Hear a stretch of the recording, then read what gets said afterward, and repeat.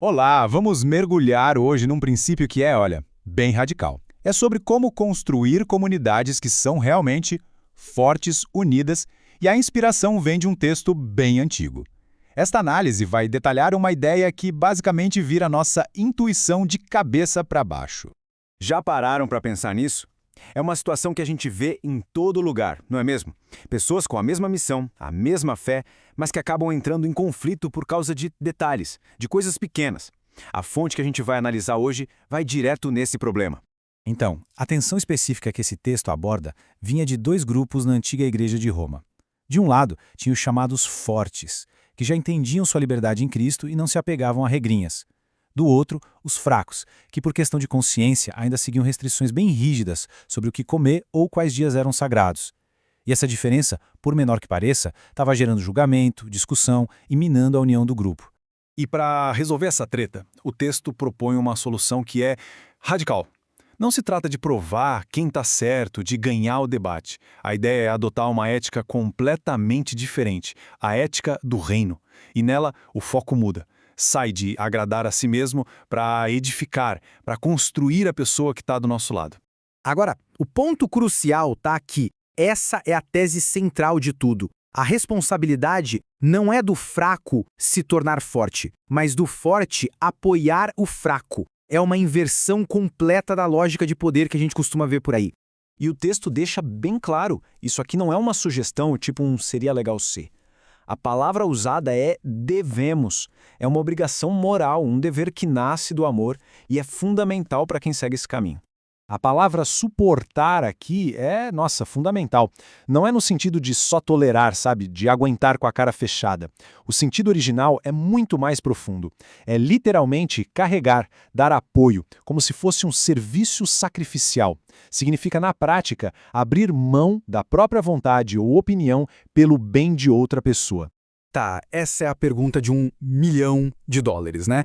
Por que alguém abriria mão da própria razão, do próprio conforto?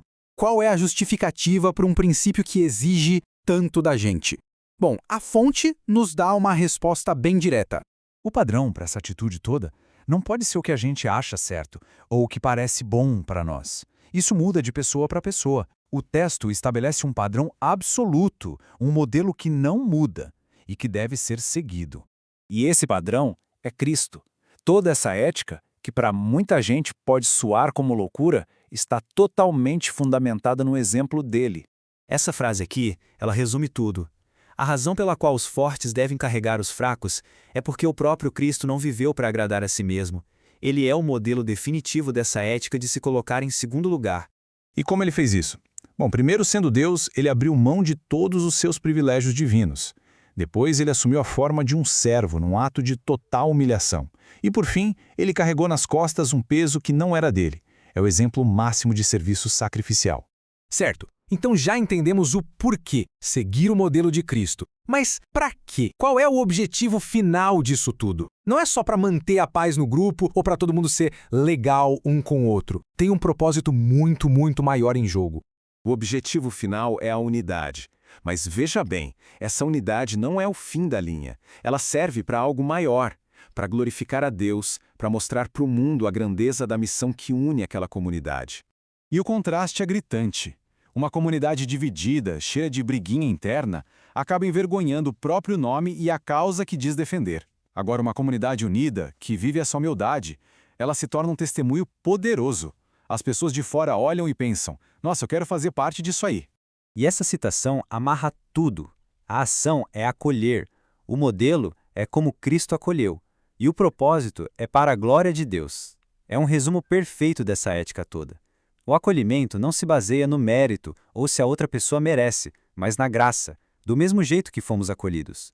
Agora vamos avançar um pouco, porque a ideia se expande. Esse princípio de se colocar em segundo lugar não serve só para resolver conflito interno. Ele também define a missão da comunidade para fora.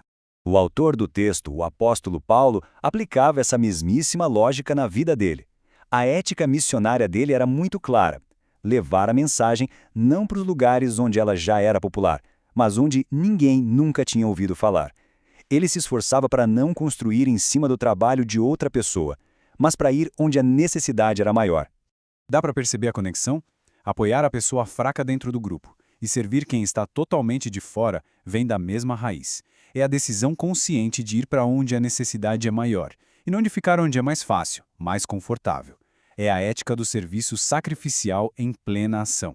No fim das contas, depois de tudo isso, a questão se torna bem pessoal. Seja na nossa comunidade, no trabalho, na família, o que realmente significa e o que nos custa de verdade abrir mão da nossa razão, do nosso conforto, pelo bem de outra pessoa. A fonte que analisamos hoje nos mostra que esse custo é o verdadeiro coração de uma comunidade forte.